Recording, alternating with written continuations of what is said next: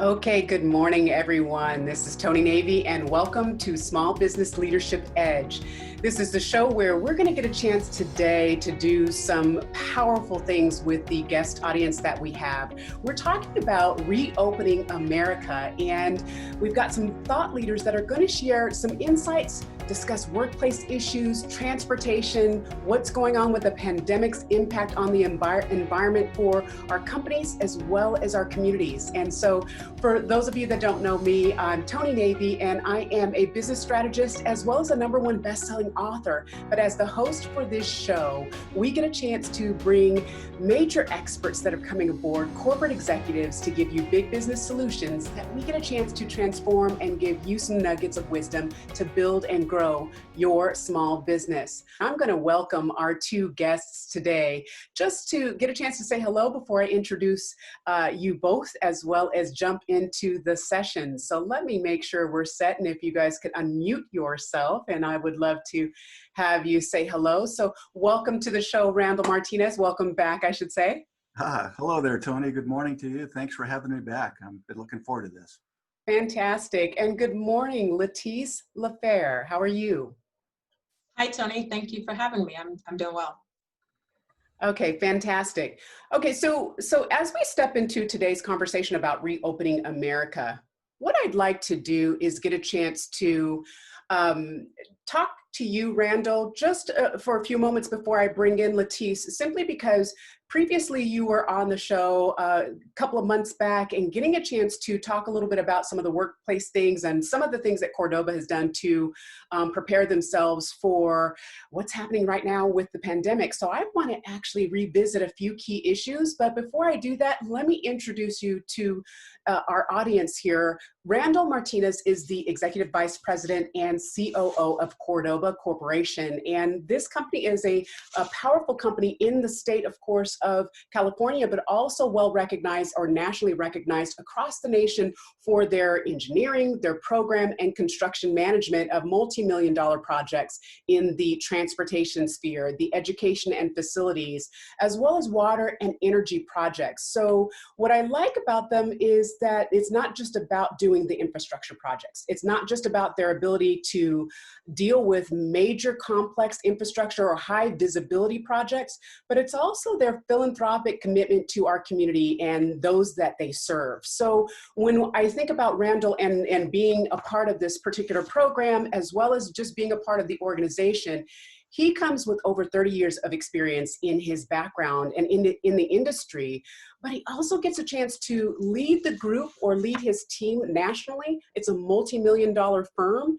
He gets a chance to also oversee the projects, maintaining the organization's national footprint across the nation. And I think that's powerful because you've got the operations of the business, but you also have the footprint, the pedigree, the national recognition that he's speaking to and collaborating with partners across the nation, giving them both that reputation with the credibility and respect that they've actually delivered, but also being able to collaborate and connect with people all around. So I want to basically popcorn it back to you, Randall, just to give you a moment to say, hey, we have talked about workplace issues. You have talked about how prepared and planned out that you have delivered results for Cordoba.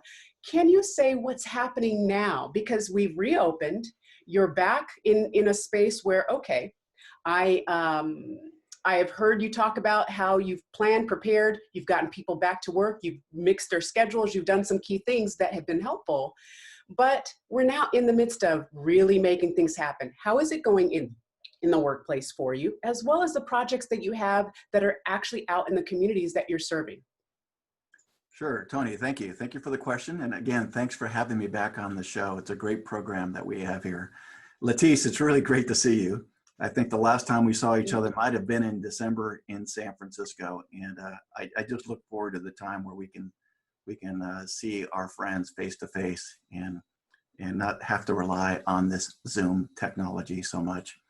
In the last program, Toni, you had graciously given me the opportunity to tell Cordoba's story, and you did a nice job of recapping. I have been with the company since 1989. I was employee number 5. Since the time I've been with the company, we've grown from 5 employees to 400 employees. in 8 offices. Our footprint is California. Our marketplace is the municipal market space. What we know today is essential infrastructure. We have 4 business lines within that marketplace. And we have 8 offices. We worked on projects all over the world, all over the country, and certainly all over California. In the show that you had me on back in May, I had a chance to talk about our pivot related to the COVID-19 pandemic, and was discussing our plan as we were rolling it out. And the key about our particular plan and our pivot is we continue to roll it out as we are developing it, because this is a real-time situation that requires real-time decisions and chances that need to be taken. There have always been driving principles that we've had about keeping our business whole, protecting our employees, and having a transparent communication with our employees, and that continues to be the effort. Here we are today, and just news as recently as today hit us all like a punch in the gut in terms of the second wave of the pandemic, certainly in California and certainly all over the country. Back in May, we were thinking that we might be open again for business in some way, form, or fashion that resembled normalcy by October 1. That's not looking so good right now. I think if we're lucky to open by the second quarter, open our 8 offices by the second quarter of 2021, that might be a more reasonable goal. So we continue to examine our business, our continuity planning. We work closely with our clients. Fortunately, we are in the municipal market space, which is essential infrastructure that allows us to have a platform to continue the business continuity conversations with our clients. And we continue to emphasize the health, safety of our employees so that we can go forward. I'm happy to mention that we as an organization have not suffered any direct issues with the COVID-19 with our employees.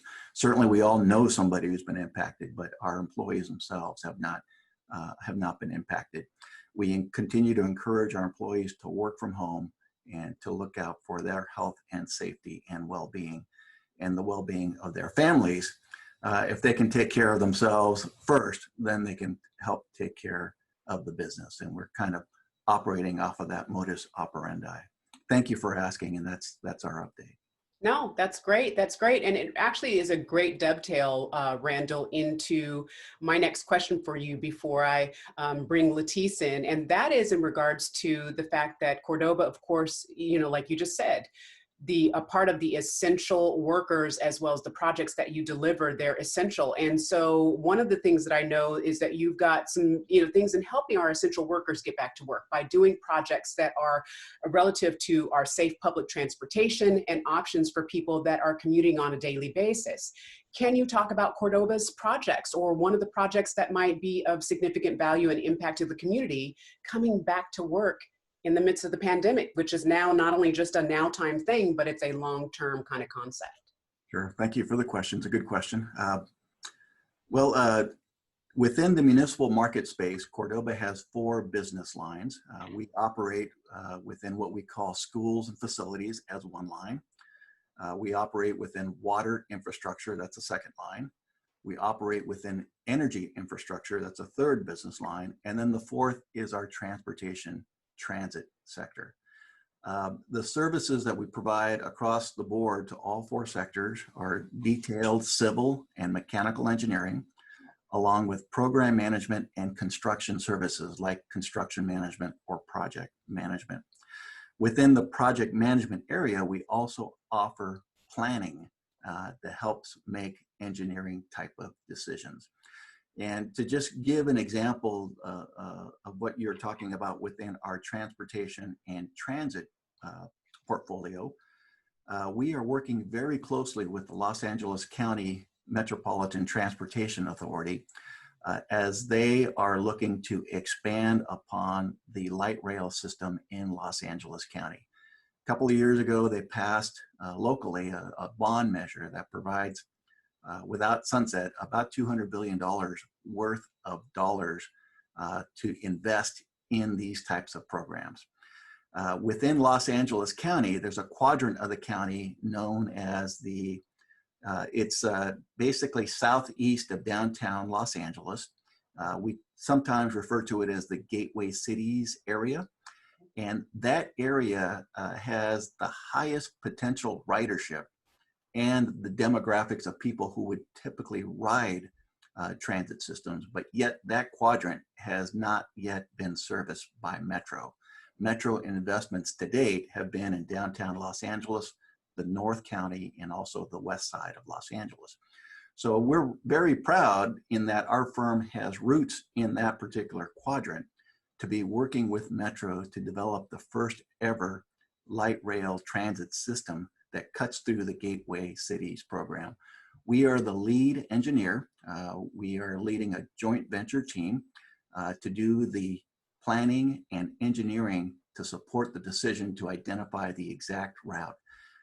And within the last 6 months, the Metro board has refined its alternatives and asked us to focus on one particular corridor known as the Washington Boulevard corridor that cuts across 5 different cities, chartered cities within Los Angeles County, that make this light rail system hopefully work and connect to the rest of the Metro system.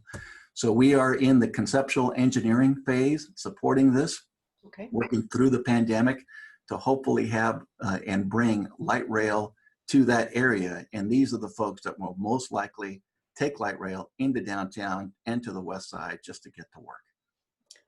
Oh, fantastic. I mean, that just, I'm just curious, and Letise, I'm going to bring you in here in just one second, but I'm just curious, when you're having your folks work on these kinds of projects right now, what are some of the safety protocols you're leveraging? Because they're out there, and even though it's an open area and open space, you still have the congregation of people. You still have the people needing to work together to actually build out these projects while they're in the midst of the community. So what is going on literally on the street inside the project with your workers, and how is that, you know?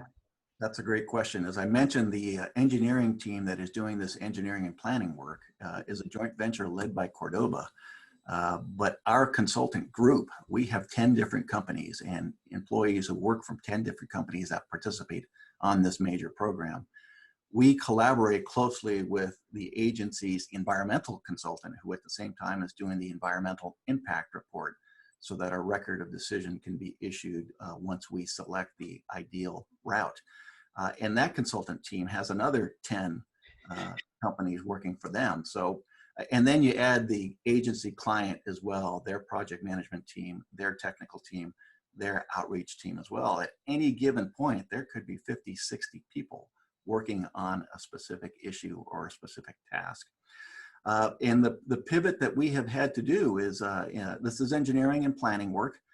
The pivot we had to do is empower our employees to work from home. Okay. And that has been a big investment from the firm.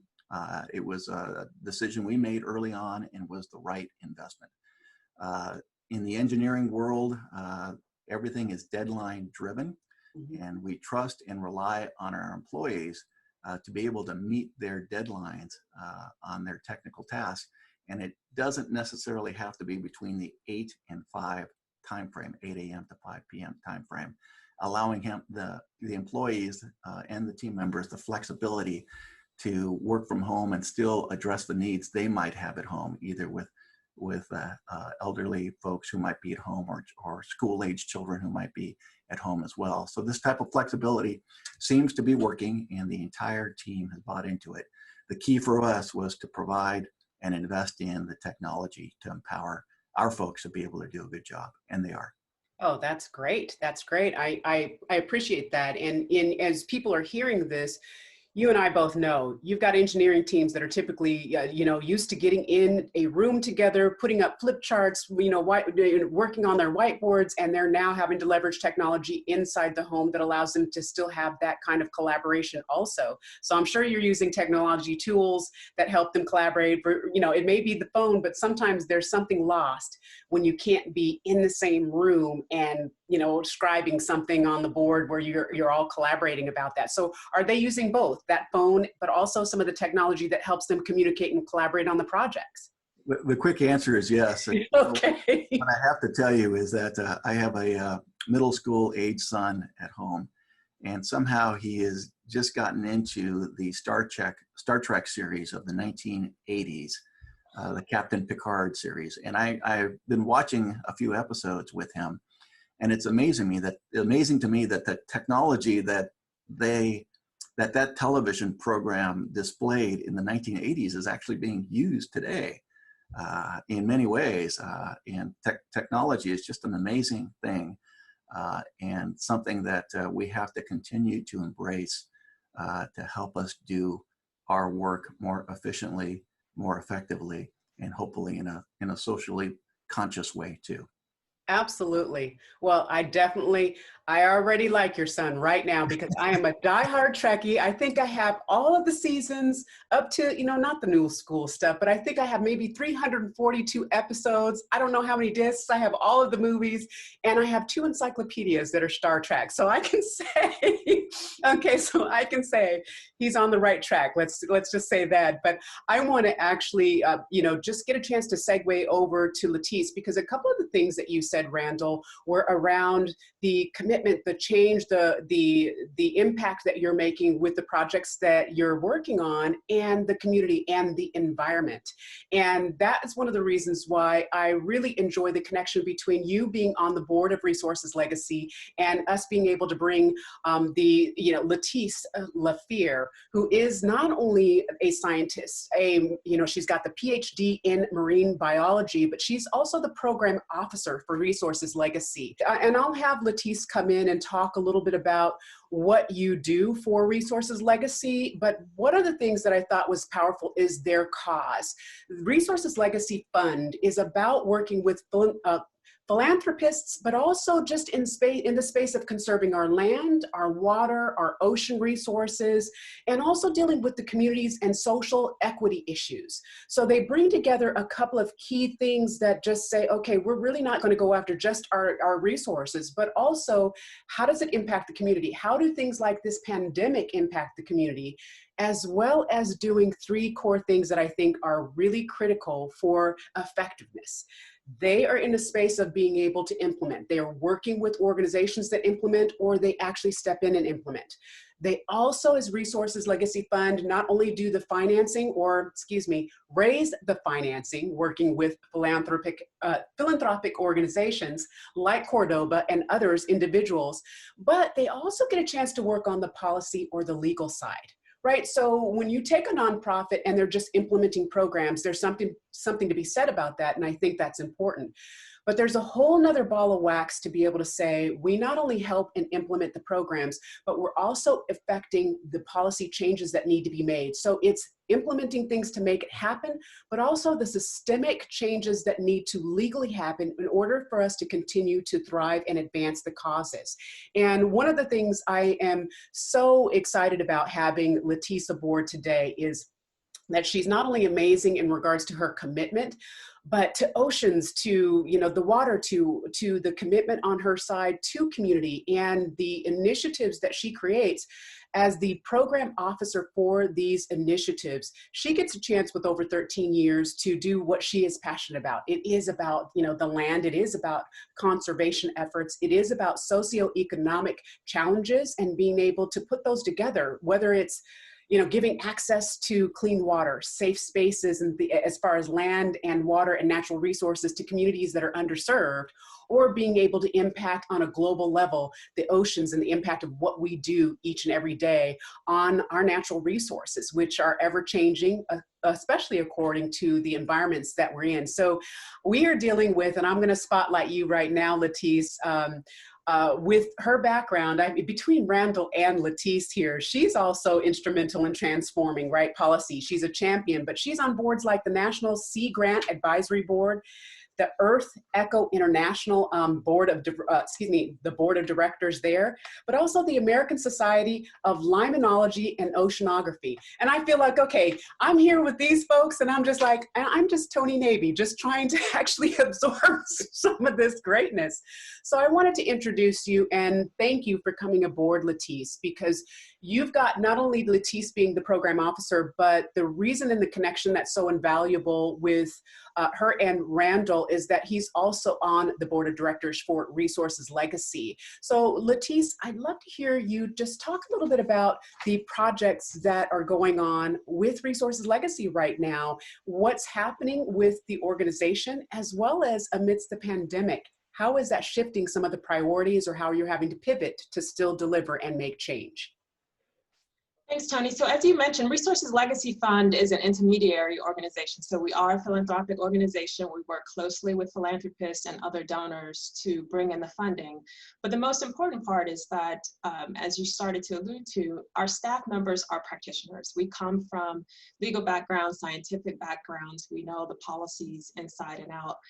But the key is working with our grantees and our partners on the ground in communities and in grassroots organizations. So in situations like this with COVID-19 and the racial tensions that are happening, and recognizing that many of those organizations are distracted by what's happening at home, they're distracted by their own health, they're distracted by other priorities that are pressing at this very moment. We are able to be more flexible because we're intermediary. We are able to get grants out, augmentations to organizations rapidly, unlike some of the larger foundations that have to get board approval and there are weeks and weeks of delay. Because of where we sit, our grantees are able to come right to us and say, we need to buy laptops for our staff so they can work from home. We do need to upgrade our internet connection because we're in a rural place. We do need additional money in the pot because we're providing technical assistance to farmers and fishers and others who aren't able to get those bridge loans. So if we are able to turn those around so quickly, we can support those organizations on the ground and touching base with so many partners. So we work very closely with officials, local, state, and federal officials on the priorities that they're trying to move. And we're able to connect the dots to how will that play out on the ground? How will that extra money end up supporting communities where they need them the most? How will those policies actually get implemented? As you mentioned, I mean, so our focus is across conservation areas, ocean, coast, fisheries, lands, rivers, communities, but always with a long-term lens of outcomes that are long-term policy wins, that are long-term public funding wins. You know, we really want entities, federal government entities broadly, to invest in those communities and those projects and those priorities long-term. But then we are able to pivot in the short term. What's the most important to this grantee? What's the most important to that community? What implementation right here, right now will make a difference in their lives as they try to struggle with a health pandemic? 2020 is one for the history books. There's no doubt about that. And I actually, as well, RLF is able to pivot with 50 core staff and an additional 30 or so staff who are out remotely fiscally sponsored projects. RLF also is able to make sure that our staff members can work from home comfortably, that we have the flexibility. I have 2 elementary age kids at home.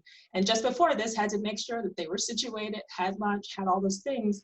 At any time, my dog could start barking. And so giving the flexibility from RLF to know that we can say, can't join this video conference today, I really need to take care of something at home. So we're not only making sure we're able to be productive so that we can get on the technology, but that we have some peace of mind.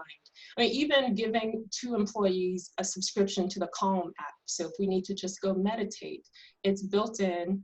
We not only have the equipment to get online, we have the ability to take care of ourselves, but most importantly, we're able to turn that around to productivity to support our grantees, to support those communities, and to support the network that we've built over 20 years. I had no idea, I had no idea, Randall, that RLF actually does that deep root of connection right into the community and bringing things into their home. I mean, you're thinking when you look at their site or when you actually connect, it's about the land conservation. It's about things that, although we need them, right? The oceans, I was just doing some research, and in China and other countries, as a result of people not being out there as much as they are because of the shelter-in-place orders, you're seeing our oceans come back bluer. You're seeing fish come back. You're seeing, the emissions going down in regards to the environment, the air. So I'm thinking strategic projects like that. I'm not even thinking that RLF actually will go into someone's home and here's what we're literally doing to provide you some service, some support, and help right now in the midst of the pandemic. So you're on the board of Resources Legacy Fund Group. Can you speak a little bit about that? Because I don't have that link, and I would love to hear a little bit more if you don't mind. Sure, I'd be happy to. And Dr. LaFeir is a marine biologist, in addition to everything else that she mentioned as well. She's quite impressive, and I'm grateful that you have both of us on the show. I also, to your point, I am just fascinated that bobcats, coyotes, foxes, and deer have returned to the streets of San Francisco. Oh, wow. Which is just an amazing thing, and talks about the resiliency of Mother Nature.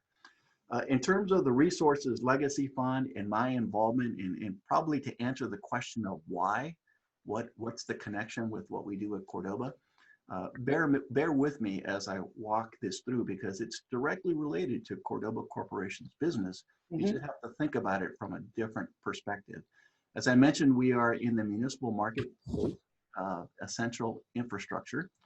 And municipal means public sector. All of our clients are either city, state agencies funded by the state, local measures, or in some cases, the federal government. In the public procurement process, ultimately, there is a request for proposal and a very stipulated process that we have to play in.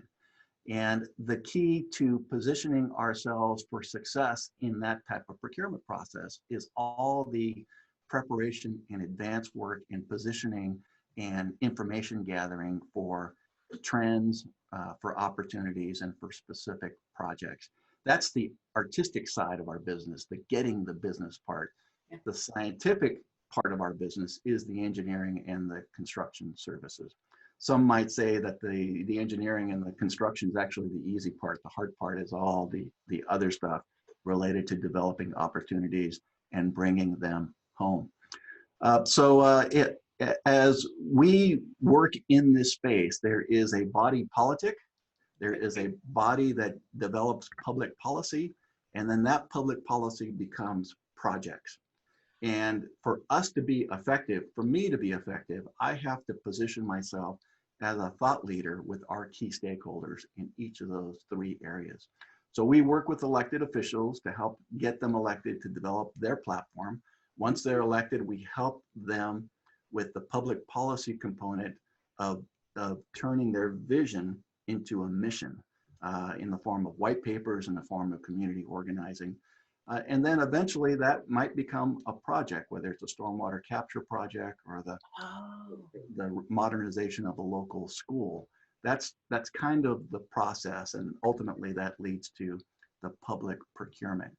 What I have learned along the way in my 30 years is that when it comes to public policy development, that middle P, there is a opportunity for philanthropy to participate, for philanthropy to work with governments to mobilize their constituents so that these projects and these programs are developed with community socialization and community input, ultimately community blessing, that they want these projects in their backyard. Yeah.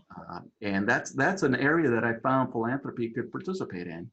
And when I came across the folks at the Resources Legacy Fund, I learned that this was an intermediary conservation-based program that worked with philanthropists, whether it's private philanthropists or family foundations or corporate foundations, to harness their interests and structure specific programs that directly tie into the public policy component of the marketplace that we are in. So it was a perfect fit from that perspective for me to participate and add my thoughts about the built environment. And it just so happened that when I was recruited by the Resources Legacy Fund by folks like Letise and Michael Mantell and the great Alfredo Gonzalez here in Los Angeles, that Resources Legacy Fund was looking to expand their footprint in Southern California, and I offered them that perspective as well. So a long-winded answer to your question, why Resources Legacy Fund? What does that have to do with Cordoba? It has everything to do with how we service our clients and look at the marketplace. No, I think that's great. And I mean, just even for some of the things that you talked about earlier with the projects and needing scientific research and knowing that, for example, Letise is a major contributor to a lot of the research and the scientific content that comes out. And I'm not sure if you segue with them in that respect as well, because they're just, you know, they're into so many different things. I can see the Cordoba, you know, the connection of the philanthropic piece, but I didn't even realize how strategic and really well thought out. I should come to expect that from Cordoba, of course, and connecting with a powerhouse like Letise. So I was really excited to hear what you had said earlier, which was the fact that, you know, my expectation in regards to Resources Legacy Fund is, you know, around the, you know, land, the conservation, these big projects that we think in our, you know, minds being people, just regular everyday folks saying, okay, yes, they're doing these things, but I would never have thought that they're, you know, you're doing things relative to oceans and, you know, our, you know, land and blah, blah, blah. But I would never have thought some of the key projects of what you're doing literally inside people's homes and impacting them at an everyday level. So that was powerful to hear. And just to know that not only are you doing that as far as the actual philanthropic work that you provide to the people that you collaborate with, the corporations that are part of what makes, you know, making things happen, but also that they're still taking care of the employees and the partners that really do the work.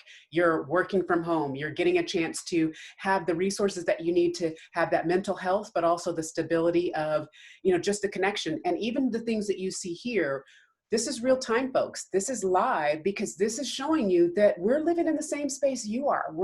There's no difference in regards to our connectivity and our ability to deliver. It just becomes more empathetic and more compassion that we have for one another, recognizing we are still powerful, we are still capable, and together we still can make things happen no matter where we are in our homes or otherwise. So I'd like to actually bring it back to you, Letise, to give you a chance to talk about some of the key projects that you're involved with right now, in addition from maybe the ocean standpoint, because one of the things I mentioned to Randall was I was doing some research before this session, and I had noticed in China and in other countries, because of the, you know, people being removed from the environment, we're seeing all of the, you know, the issues of the car emissions, those things go down in regards to our quality of air, the issue in regards to things like just our oceans, seeing fish come back, seeing the blue come back versus, you know, all those things really do make a difference. And we recognize how much we truly have an impact, even being away from them for a couple of months, how the world can really heal itself. So talk a little bit about what's changed for the organization and your focus on the kinds of projects you're doing. Yes, you talked about the people, but what does this mean for our climate, our environment, and giving access back to, you know, the people as a whole, but also some of the underrepresented underrepresented areas and people that don't have the same access. We're now on almost getting to a place where hopefully we'll get to a place where we're on a level playing field.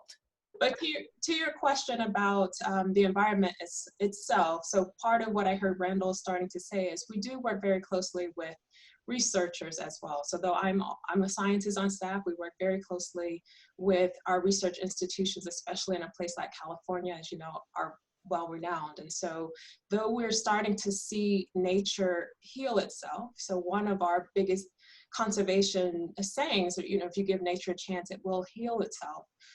But because we look through an equity lens at Resources Legacy Fund, and we're about people and nature, and really in that order, we recognize that it's the systems that are connected that need to be fixed.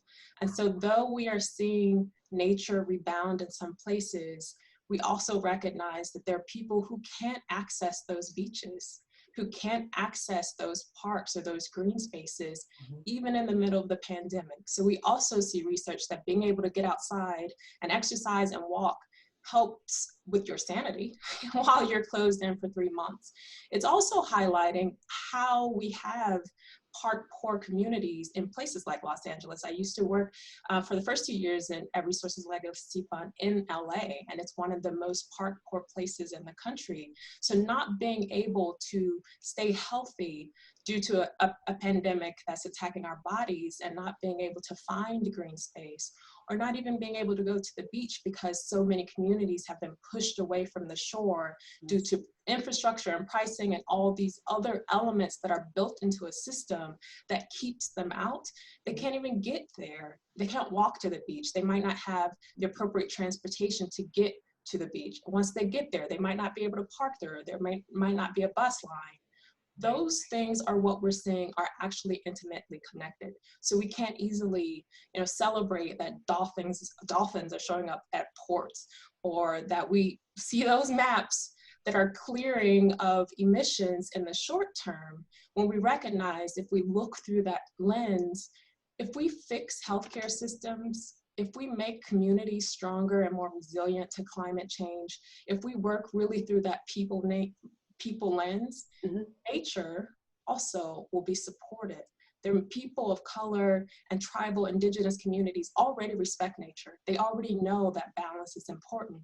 But when they need to worry about taking care of their families and being healthy and even accessing those places they helped protect for millennia before now, we have to really look at those elements and see how we can fix the systems. And as Randall was starting to say, philanthropy is a great pinpoint for doing that, for filling those gaps, for making the connections between the research and the policy and the people and places, so that we have longer term outcomes, more sustainable outcomes. So we don't have to keep fighting these same policy fights over and over.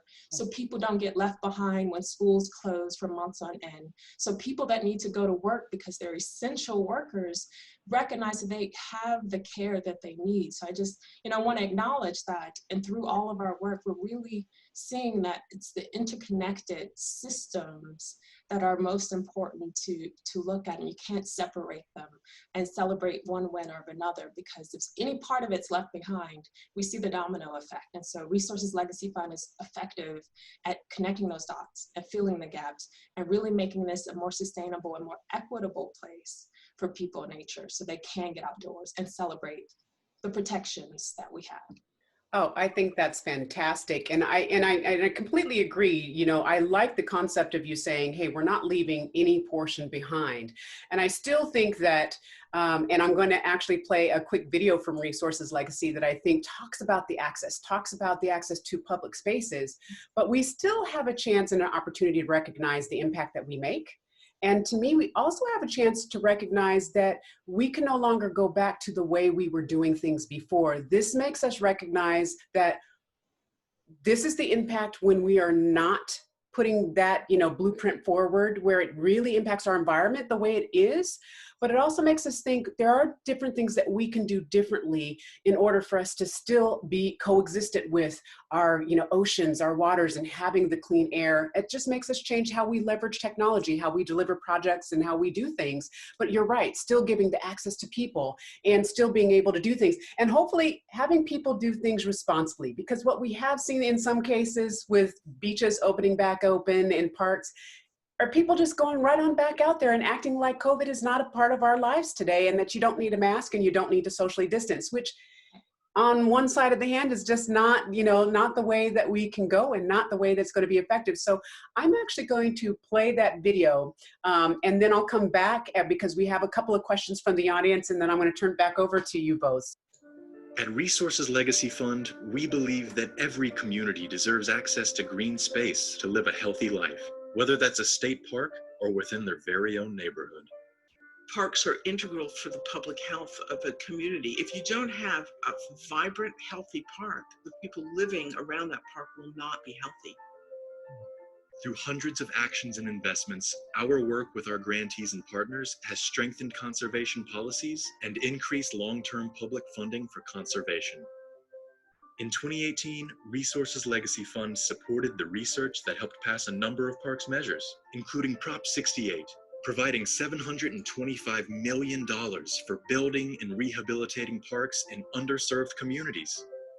There was an assessment of where those investments needed to be made. And so for the first time that we're aware of nationally, you actually have an equity-based funding measure, which was never the case before. RLF has been critical because they've been the hub of all these different sectors. They're bringing in the policy folks, they're bringing in the government folks, and they're bringing in projects that are on the ground. You need all three to be coordinating as one to really make things happen. They have been the driver in making these dreams a reality. Resources Legacy Fund, working with our grantees and partners, will continue to make sure the resources exist for these and other ways that make conservation more meaningful and equitable for all Californians.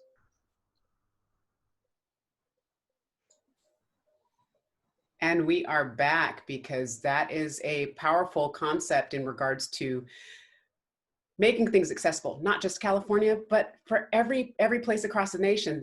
You're in DC, you know, we're in California, but this is not the only place where we're having this kind of challenge. So I'd love to hear from both of you that perspective, because yes, we need access, but like, you know, I was talking a moment ago, there's a level of irresponsibility on the, you know, individuals are smart, right? People, not necessarily. So as eloquently as I can put it, not necessarily are the words that I would say. So I'd love to hear your thoughts, Letise, in regards to, yes, if we open back up, as you're seeing what people are doing in the midst of pandemic, in the midst of crisis, how do we navigate that piece? And then I'd like to hear from you, Randall, in regards to that. And then we've got a question that's coming from the audience. So please go right ahead. I think it's really important to make sure people recognize they are connected to nature, right? They aren't separate. Part of the reason the pandemic started already is because of impacts on wild species.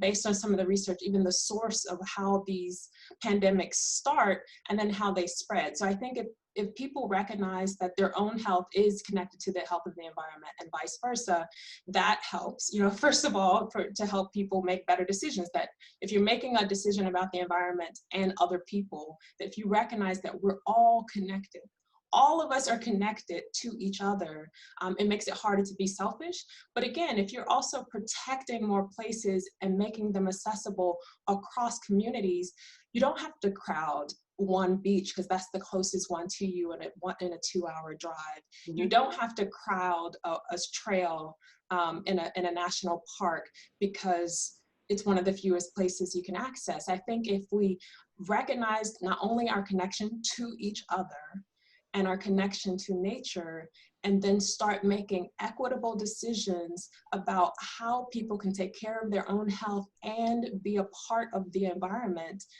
we will be able to make better decisions. We won't need to crowd those places.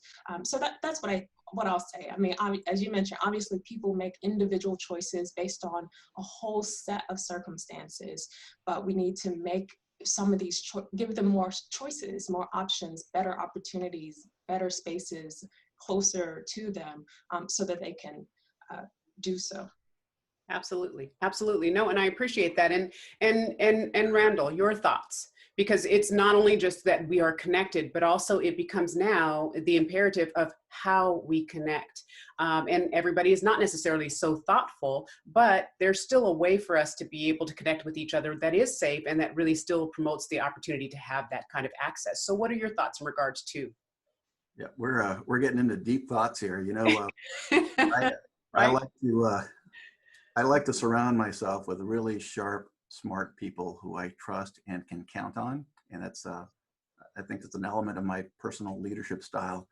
And sometimes I'll go home and I'll tell my wife, "Sweetheart, I am the dumbest guy I know," and I say that with a matter of pride in listening to folks like Letise talk about where they're coming from. Mm-hmm. When it comes to conservation, my personal perspective is that habitat restoration is important to allow species to regenerate, whether it's in the oceans or on the land. I can't imagine what the world would be like if we lost the honeybees or even mushrooms.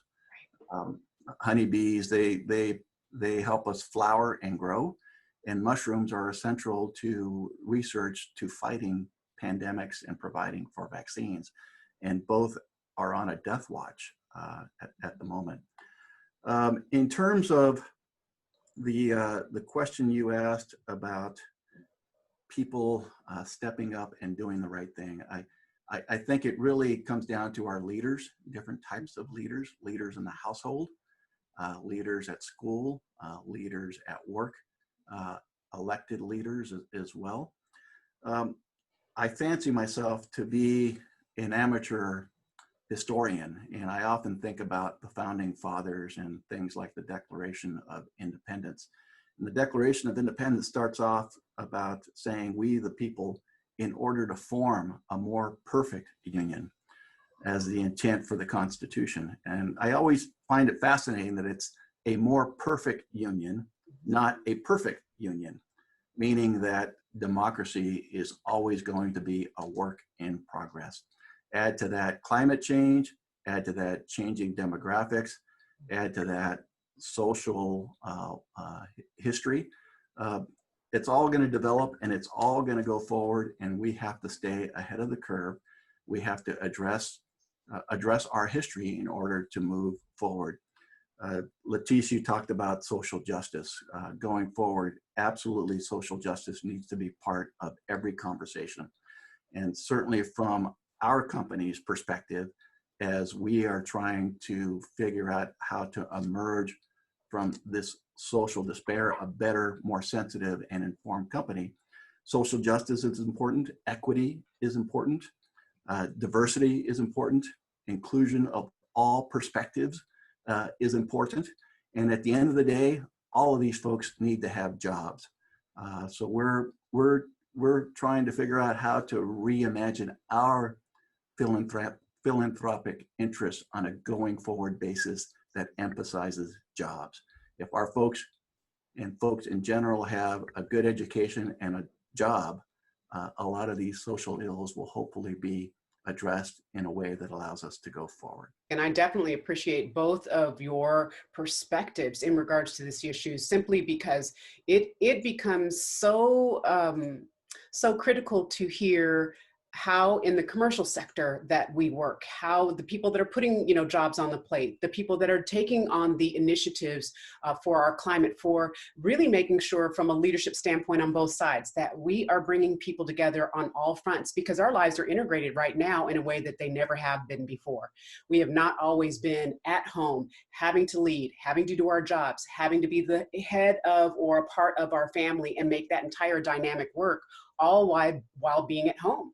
Even most of the essential workers, it's still a shift because their families are at home, and this environment and how we go back to work, like you said, Randall, how we lead, like you said, Letise, how we connect and how we actually commune together has to shift and has to pivot, and making sure that we're balancing that is really, you know, critical. And so I definitely want to get a chance to put in the chat right now Letise's contact information for Resources Legacy Fund, as well as her being the founder for Upwelling Consulting. Please take a moment, put that information in the chat, because if you'd like to contact her, they do deal with individual contributions and philanthropic people that have those types of initiatives that really want to move forward or push the needle, or even those connections and collaborations with other organizations. Hey, there's a question that we've got, and I want to make sure I bring in our co-host to give us our question from the floor. So Amy, can we have you unmute yourself? And I'm going to start your video so that you can bring in a question from our audience. So before you go, you're unmuted. Let me welcome back to the show one of our recurring co-hosts, Amy Cole. She is a staffing expert and an executive recruiter out of the New York metropolitan area. She is phenomenal and one of my, my partners in crime always. So I just wanted to see if you wouldn't mind, Amy, share with us what's going on and what are the people saying? Well, firstly, I want to thank you, and I say amen to everything that you guys are doing. I live in New York City, and you do know that right now in the Hudson River, we have multiple fish floating in the rivers. And I swim around the Statue of Liberty every year, and I swim in the Hudson River, and I won't be doing those 2 swims this year. Number 2 is I love the gateway that you're discussing, Randall, because there are many particular places in New York, although we have a fantastic really fantastic public transportation system. There are particular quadrants in our city and our 5 boroughs that are not serviced, and so therefore they are not getting in and out as easily, or they're very expensive. So thank you for all that stuff.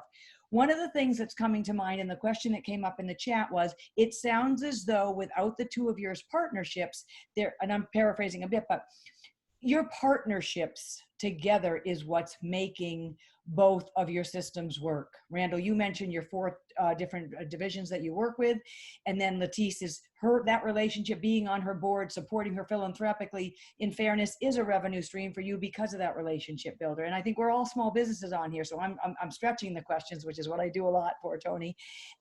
So Letise, let me share with me a little bit about how you created this partnership and made it so succinct, and what the value has brought to you. And did you have to do something specific to get a large company like Cordoba to really listen to your needs? And was it a communication tool? Was it 800 community breakfasts? You know, what, as we're all small businesses, what was what was your secret sauce to get Randall to say, I'm jumping on?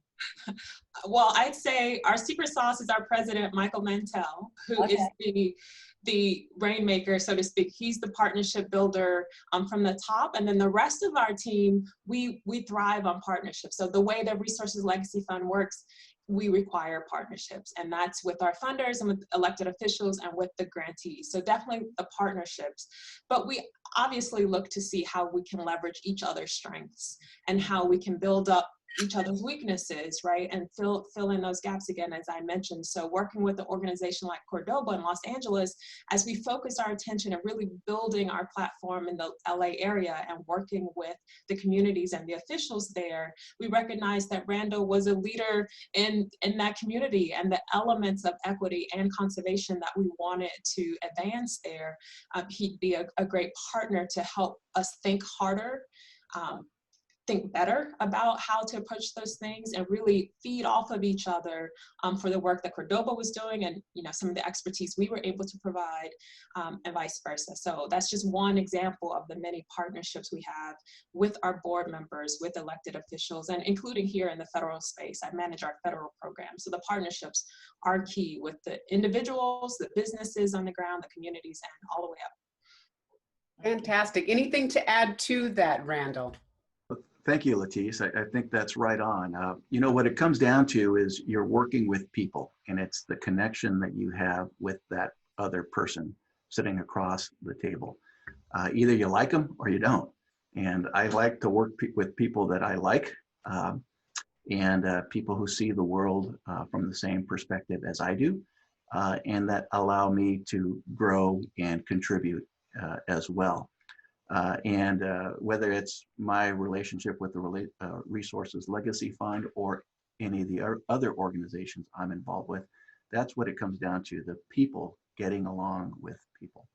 And I'll just say, Amy, if I can, that it's important to recognize that sometimes partnerships don't come easy. Relationships need work, and especially in communities of color, and with tribal groups, it's really important to take the time necessary to build those partnerships, to work at the relationship. For any of us who have ever been married, we know that keeping a relationship takes work. Parents, it takes work. And so the same thing in going into communities, those relationships sometimes need to be fostered and cared for over time.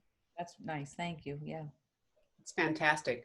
Was that it, Ames? Just is there one more question? I thought you had one more, because I want to actually connect and ask for a couple of nuggets of wisdom as we actually get ready to close the show. So if there's one more quick question that we can get an answer out, that would be great. Well, I'm going to throw this at Randall because of all the cross-functional communications between your teams. And I happen to work in an industry, home, apparel, and beauty, where Slack is happening and all these fast frou-frou communication models, but they are allowing men and women in all different locations across the globe, Asia and everywhere, to speak. Is there one that you are using in particular for all your teams, or is there one more high level that's, not just that quick chat? Sure. At the administrative and executive functions that I tend to play in, Zoom works really well for my purposes. The professional Zoom, and all the tools and tricks that they provide you. In terms of our technical teams, I have found that our technical teams are very comfortable with the Microsoft suite of products, including MS Teams. Okay. MS Teams works really well for our engineers and our planners. And by the way, Amy, it's nice to see you again, and I hope you're doing well down at the village. We are doing well. Thank you. Yes. Well, we appreciate that and so excited. And I'm going to actually just do a couple of quick 1-2s before I ask for those nuggets of wisdom from Letise as well as Randall as we close out the show. But thank you so much, Amy, for jumping in here, giving us some questions from our audience, but as well as just you coming aboard and listening to the value. And you can see some of the conversation from a strategic level to a tactical level, things that you and I are doing in our businesses every day. And as small business owners, it's powerful to hear that you've got major corporations, major multi-million-dollar philanthropic organizations that are making a global impact, that are respected nationally, that are respected locally, but they're making that strategic impact from major infrastructure projects to simply bringing, things into someone's home so that they can survive during this pandemic, whether you're transporting back to work or whether you're looking at everyday things that happen. That's the same for you and I in our business. It is looking at new ways, being able to pivot, being able to find specific strategies that not only work for you, for your business, but looking at things from all different angles, meaning how do I actually provide products and services in a more effective way during this pandemic and through any crisis? How do I maintain my intellectual capital and continue to do work with my people no matter where they are geographically, releasing all the bounds that you used to have, thinking someone had to come into the office, the costs and things like that, that are no longer attributed to our environment, which means that you and I have an ability to operate and do more with less, which we've always been trying to do, but now we are doing it in a space where it's real. Everyone has the same access to Zoom that you just heard a 500-person organization has. And of course, Letise and her team have been on Zooms and presenting and doing their scientific XYZ collaborations across the nation and around the world, leveraging tools like Zoom. We now have the same access, but just in being thought-provoking about how we operate, we also have the same chance of pivoting and making a shift of how we deal with our people, but also how we connect with other individuals and bring our products and services to market, not just in our own local space or in our backyard, but also from around the world. And that's just my challenge to you, is to hear some of the things that they're saying and being able to say, okay, how does that apply to me? And how can I take even 1 or 2 amazing nuggets and transform it into my business to the next level?